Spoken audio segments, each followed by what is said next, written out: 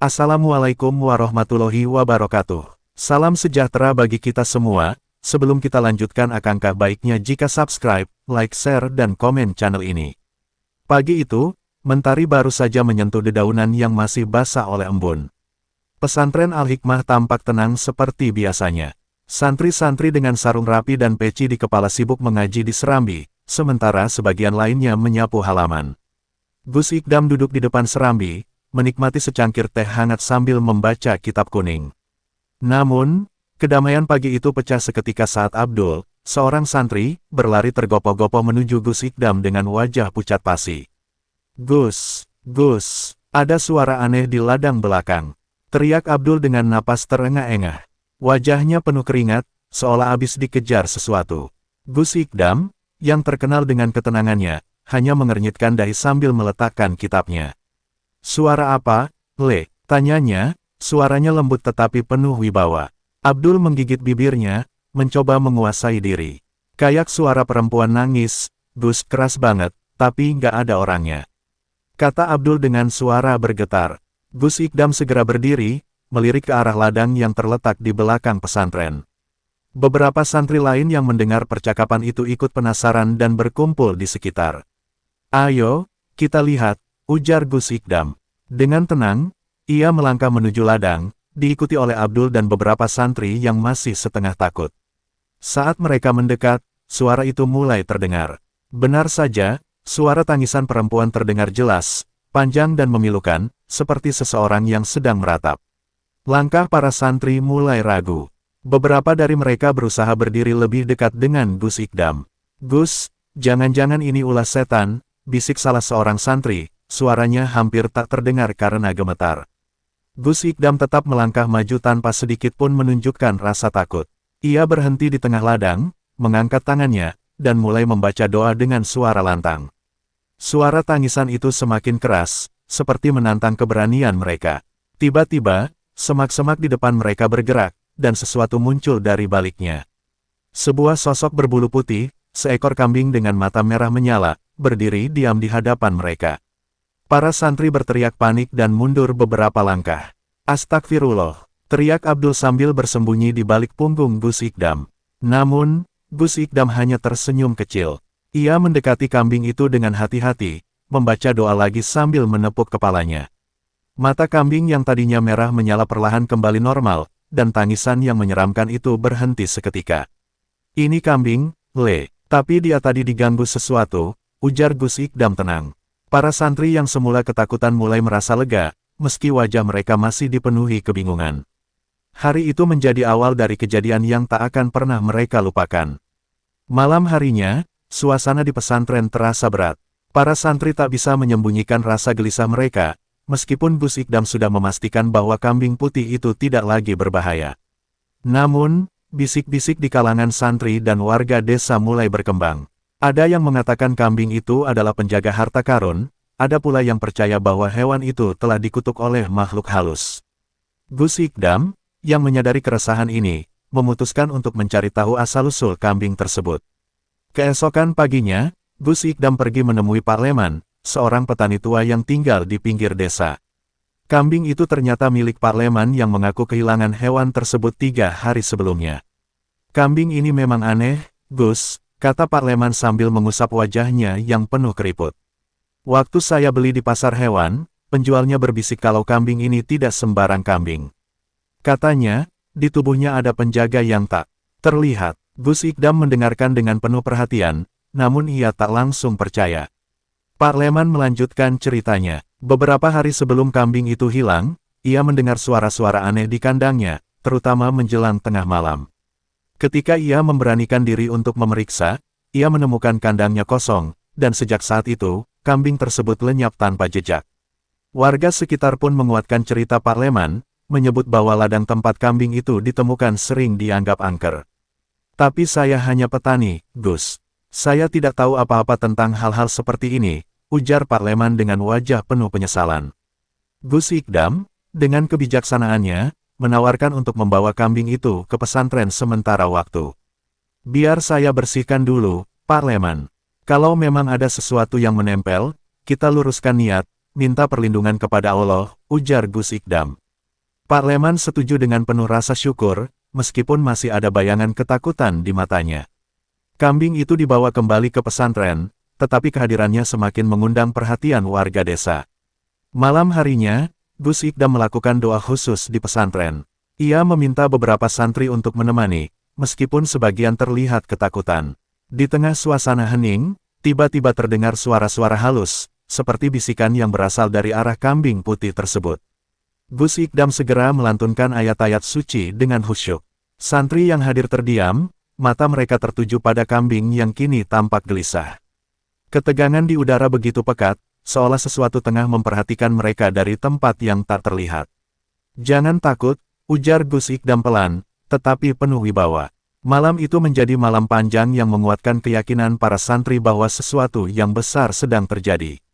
Pagi hari setelah malam doa itu, kabar tentang kambing putih dan suara-suara aneh menyebar seperti api di tengah ladang kering.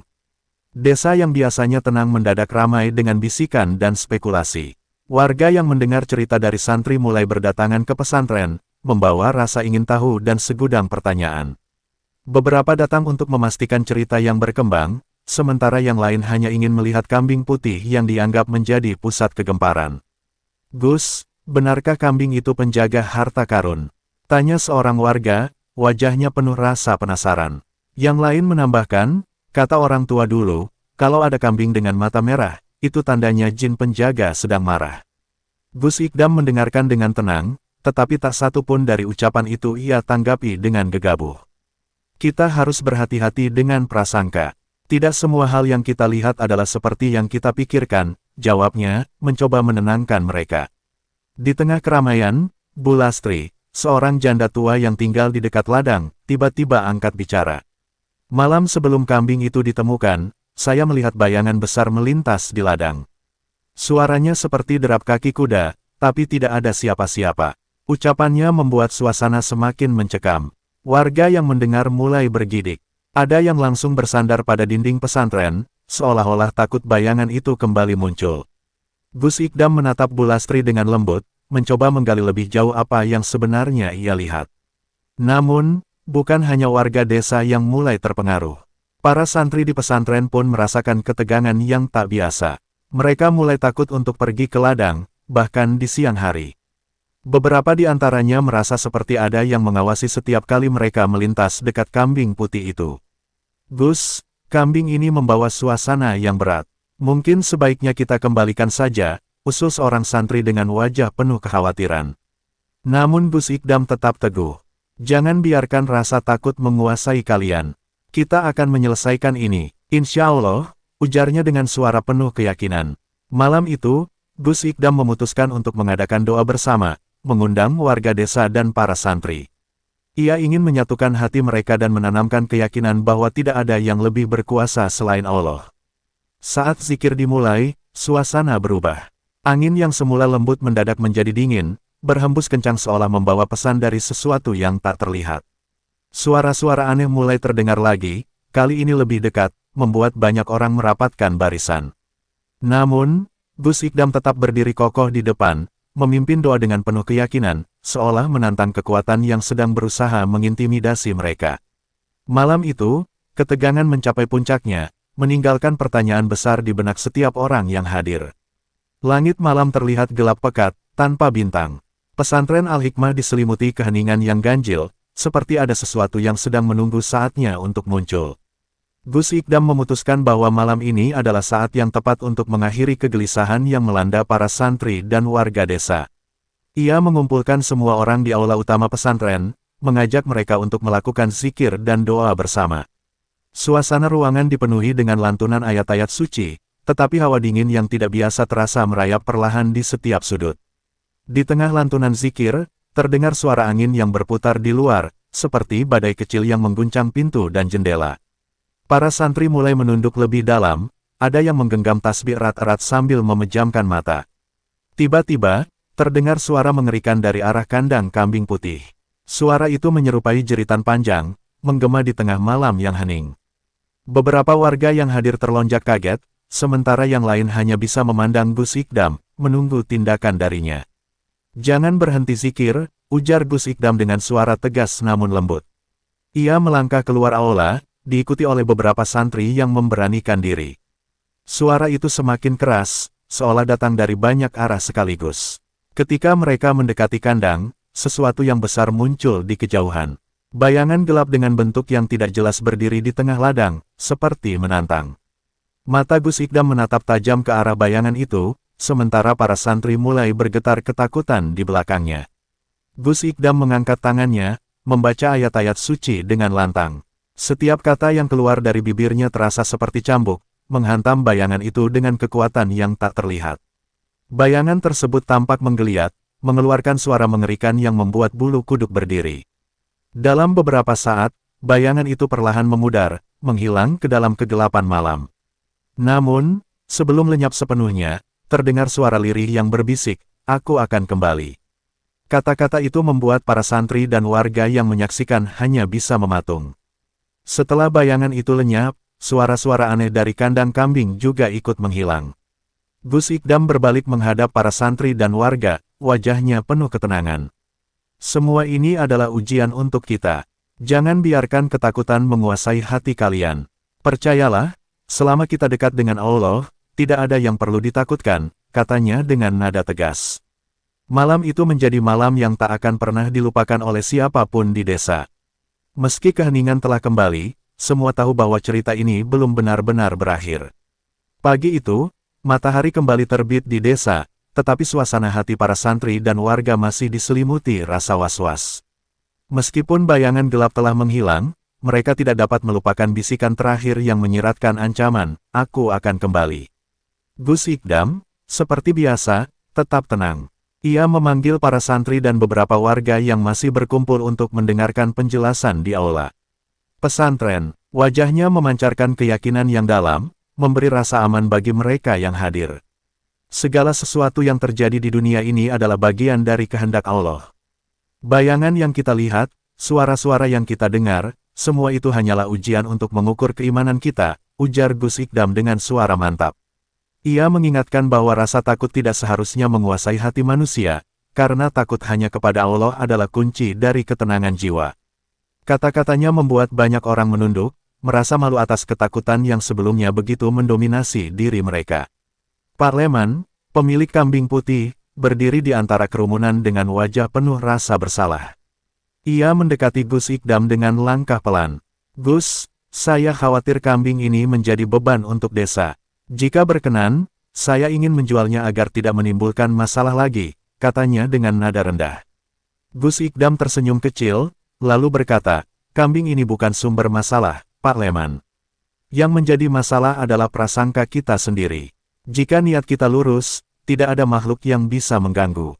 Namun, demi menenangkan hati Pak Leman dan warga, Gus Ikdam memberikan saran agar kambing itu diserahkan kepada orang yang benar-benar mampu merawatnya dengan ikhlas. Ia juga berjanji akan mendoakan kambing tersebut agar tidak lagi menarik perhatian makhluk halus. Dengan kesepakatan bersama, kambing itu dibawa ke peternak di desa tetangga, yang dikenal sebagai orang saleh dan ahli dalam memelihara hewan. Proses ini menjadi simbol bahwa semua pihak berusaha untuk menyelesaikan masalah tanpa rasa takut yang berlebihan. Hari-hari berikutnya, kehidupan di pesantren dan desa perlahan kembali normal. Para santri tidak lagi takut pergi ke ladang, dan warga desa mulai menyadari bahwa keberanian dan doa adalah pelindung terbaik dari segala sesuatu yang tidak terlihat. Nama Gus Ikdam semakin dihormati, tidak hanya karena ilmunya tetapi juga karena kebijaksanaannya yang mampu meredakan ketakutan kolektif. Meskipun cerita tentang malam penuh misteri itu masih sering menjadi bahan pembicaraan di warung kopi, semua sepakat bahwa kejadian tersebut mengajarkan satu hal, iman dan ketenangan hati adalah kunci untuk menghadapi apapun, baik yang nyata maupun yang tak kasat mata.